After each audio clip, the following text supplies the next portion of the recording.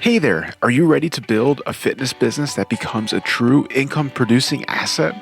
Then I welcome you to the Fitness Business Freedom Show, brought to you by Fitness Revolution. I am your host, Justin Hanover, and we have over 15 years of experience building thriving fitness businesses, and we are committed to sharing our knowledge and expertise with you. You can expect to hear proven business foundations and frameworks, success stories from our coaching partners, and guest experts to give you straight answers for your biggest questions.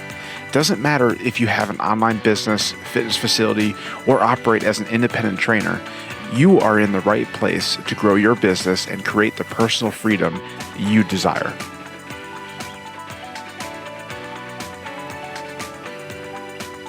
Welcome to another episode on the Fitness Business Freedom Podcast. We keep each episode short, tactical, and to the point so you can pull out what you need and move on with your day. A good sales process is going to surface most objections during the conversation so they can be addressed before trying to close most of the time.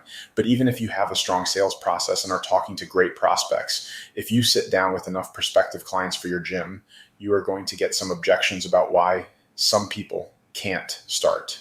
It can be frustrating if you aren't prepared with the right tools to respond and handle those objections. Your first instinct may be to fight back, push, pitch, and convince that individual to sign up and give them a laundry list of reasons for why this is the best thing for them. Or you may get confrontational thinking. You can strong arm the prospect into buying. Not good. Even if those strategies work in the short term, they rarely end up resulting in a happy long-term client. I'd like to offer you a different solution, a new approach to overcoming objections, specifically price objections. Simply ask more questions. The prospect's objection is going to be something like, "This is too expensive." Below are some questions you can ask to overcome the objection you'll face in your fitness business. The goal with your questioning strategy for this objection should be to uncover the real issue, it's rarely price, and then handle it. Let's start with these questions. Option 1. Okay, is there anything else that's concerning you about starting? This question allows you to acknowledge the price issue, but also directly ask if there is something else really holding them back. Throwing up a price objection is an easy out for prospects who don't want to really tell you what's up. Option 2. I understand. In fact, I had 2 other clients just like you who were uneasy about price at first. But what they found out was this strategy doesn't involve a question, but rather removes you as the salesperson and uses a relatable third party to convince the prospect to make a buying decision. This shows that you empathize with the prospect and shows them the benefit of starting. Option 3, what will it cost you to change? Nothing. This question has to be delivered in a nurturing, not critical manner.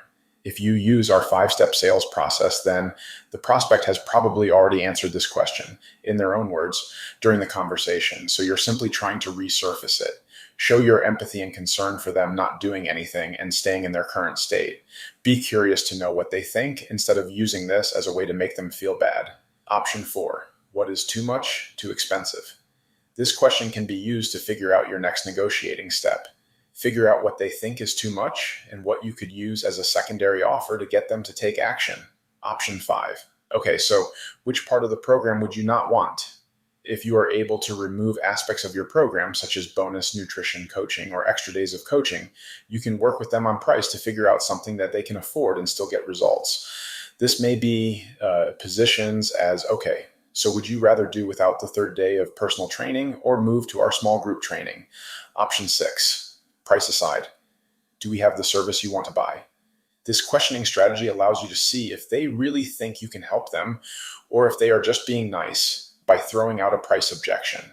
If you have the service they want and that they think can help them, you can work with them to find a solution.